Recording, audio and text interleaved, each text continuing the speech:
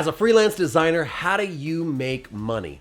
The answer to that is projects, clients, and those projects and clients will help provide you with money. Cash, paper, bread, dinero, coins, whatever you want to call it, you need to make that paper so you can pay those bills. But what do you do if you don't currently have any clients? How do you make money? And how do you keep yourself from being in that feast or famine lifestyle that so many freelancers struggle with? Well, in today's video, I'm going to share 7 different ways that you can make money as a creative without any clients whatsoever. Let's get started.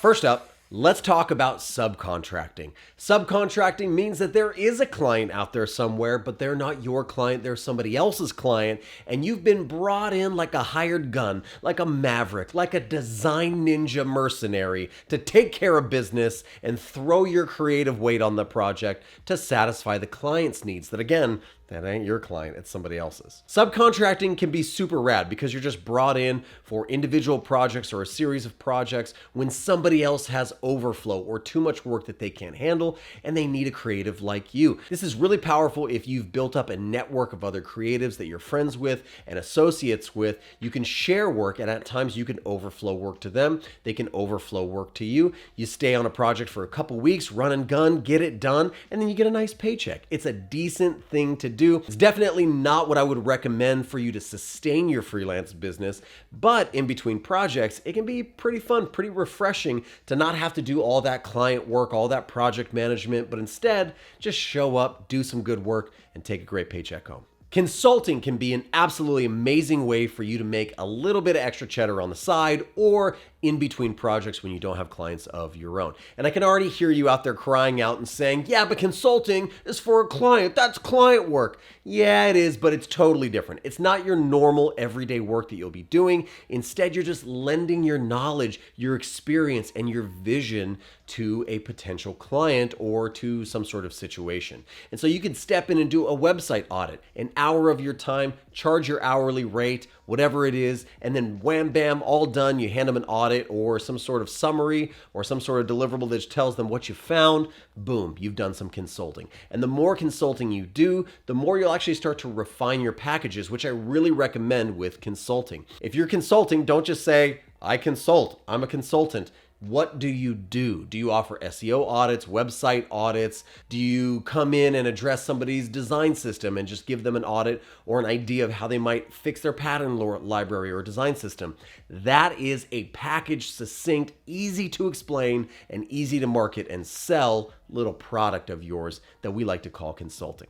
Okay, this is gonna be the last one on the list that feels a little bit like client work, even though it's not actually client work. And this one is just being a design assistant. And so instead of subcontracting and actually doing the work, instead of consulting and just lending your ideas, now you're just gonna be an assistant to a designer that's on a project. So if you have, again, somebody in your network and they are a bit frazzled and it's not enough for them to offload the project completely to you, maybe you could just step on board for a lighter fee and just do a little bit of production work or a little bit of assistant work. And that means give me a task or a series of tasks that your normal everyday VA may not be great at, but I'd be great at it because I'm a creative. I get you. You're looking for this type of photography, or you're looking for these types of assets or video with this type of subject matter. Hey, run out there and grab me like 30 or 40 options and then bring them back and maybe assemble them in a board. Or, hey, I need a bunch of mood boards done. Will you mind just doing a bunch of mood boards for me? Here's the client's brand guidelines. Hook it up for me.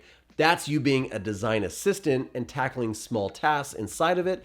And in that case, you just charge a lower hourly rate, I would say, and just do it with excellence. And a lot of times by being a design assistant, it actually leads to you becoming a subcontractor, and that can lead to you doing a lot of other really good work. But that's being a design assistant, kind of just running, gunning, and helping people out on individual tasks.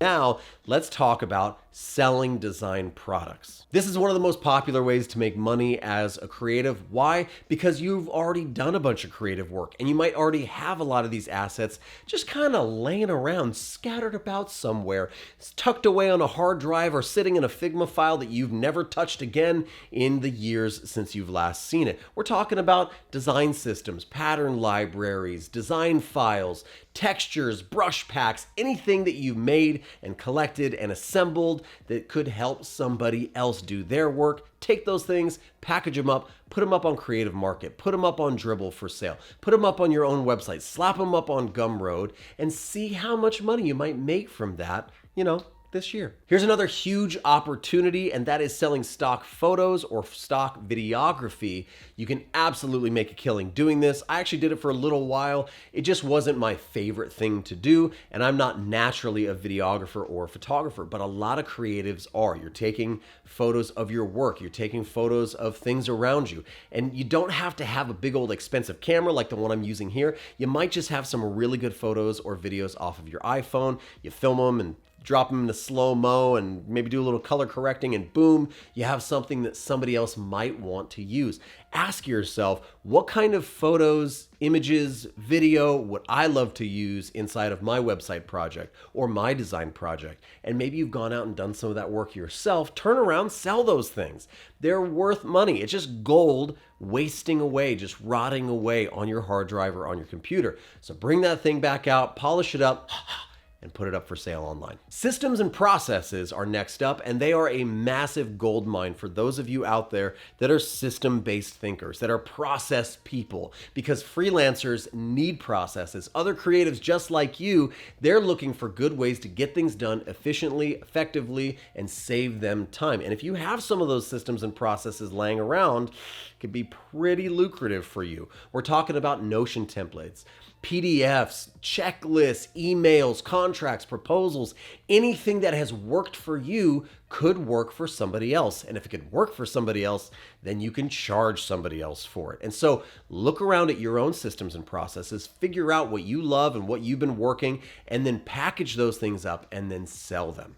Last one on the list, and I think it's a huge opportunity, and that is social media. Social media is definitely a pathway forward for you to make money while you're sleeping. 6 years ago, I started a YouTube channel, and I make money off of my YouTube channel when I'm on vacation, when I'm sleeping, in good seasons and in bad seasons. I'm making money off of this YouTube channel. And right now, the opportunities are right for you to make money online. Start posting reels on Instagram, start posting content on TikTok. There are funds there to pay you for your content creation. You can start creating YouTube shorts and long form content on YouTube, as well as live streams on TikTok and YouTube. There's lots of opportunities for you to create content, and the sky is the limit. But social media is a powerful way for you to actually start creating not only a personal brand, but then leveraging that personal brand to sell all those products, do all those things, find new clients, establish trust with people online. If you start now, it is a long game kind of plan for you.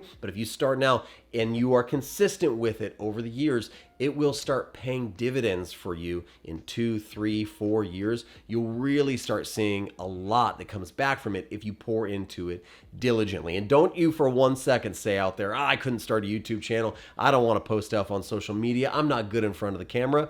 Just try it. It doesn't even have to be videos of you. It could just be videos of you doing your work or photos of what you're doing or your process. Just start posting your process and your knowledge and start building your personal brand through social media, and it can be very lucrative. We're talking about selling products, sponsorships, affiliate marketing. All of these are other little sub factors that can be really good if you start with social media, have an online presence, and then utilize that online presence to create revenue streams for yourself. It's 2022, it's almost 2023. Start making money using social media. If you don't know how, I'm doing a lot of live streams and maybe even some workshops lately about how to do YouTube and social media for creatives and start your own channel and your own content. So stay tuned for those. Well, that's it. Those are 7 ways for you to make money as a creative when you don't have any clients. I highly encourage you to try one of these or all of these, because all of them are opportunities for you to create new revenue streams, passive revenue streams, product revenue streams, streams of money that don't require you to have active clients and be selling your time for money. Do both of them at the same time. Dip your toes in the pool, jump in a little bit, test it out, find the ones that work for you, and you might actually find that you start building a little bit of a side business with whatever it is that you're doing, whether it's social media or products or whatever. It might really start taking off and flourishing, and now you don't have to have the stress of that feast or famine, up and down, client, no client seasons that a lot of freelancers do. And so jump on these this year. If you have any questions about creating new revenue streams or passive income for freelancers, hey, let me know down in the comments. I'd love to answer your questions. I do workshops and courses and classes all about this, so check the description for some helpful links to some of those resources as well. And I hope that you enjoyed this video. If you did, make sure you leave a thumbs up, subscribe to the channel. I do lots of content about design and development and freelancing and making money for creatives like us. So maybe stick around by hitting that little bell notification so you know when more videos like this one come out. I hope you're having an amazing week. Hope you're designing amazing things, making amazing things, and I hope you're escaping the rat race and the 9 to 5 and the feast or famine and starting to create some consistent revenue streams to support your lifestyle and your dreams. We'll see you in the next one.